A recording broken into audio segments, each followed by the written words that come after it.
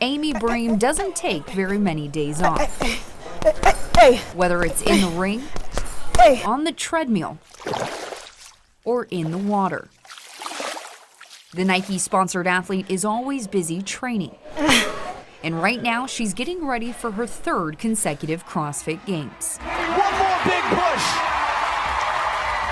The goal is to go back and do better than last year. Strength, competitiveness, discipline, all things you can see right away. But one thing you may not see at first is her resilience. I was born with a congenital condition called PFFD. It stands for proximal femoral focal deficiency. Essentially, it means you're missing some extent of your femur bone. And for me, I'm missing the majority of my right leg, and my right hip isn't fully developed. PFFD is rare. It happens to roughly 1 in every 200,000 kids. But since Amy didn't need an amputation, she's never known any different.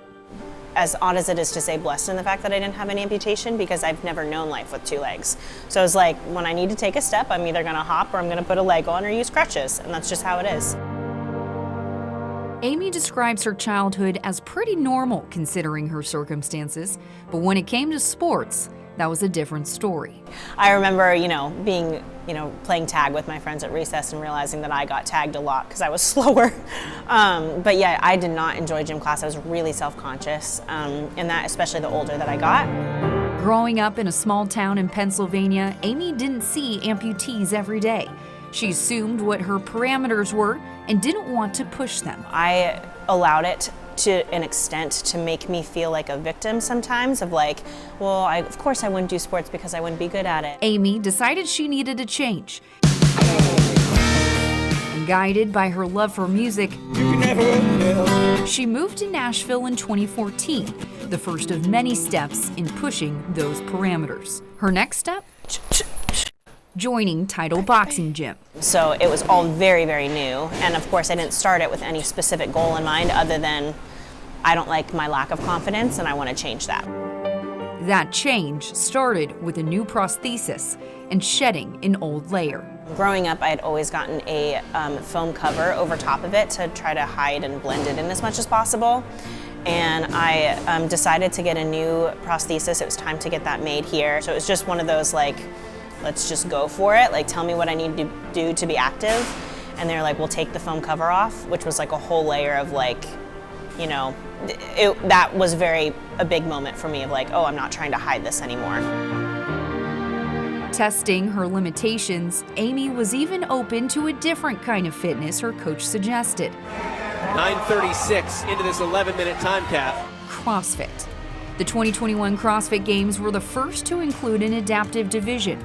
And despite having just been introduced to the CrossFit world, she decided to go for it.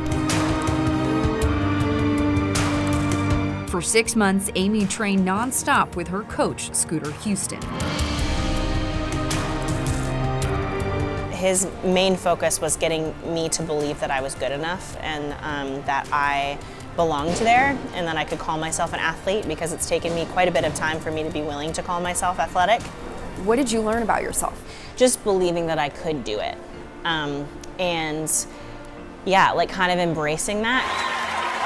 Using a little motivation there from the crowd. In her first ever CrossFit Games, Amy placed 5th in the adaptive division. The next year, she placed 3rd.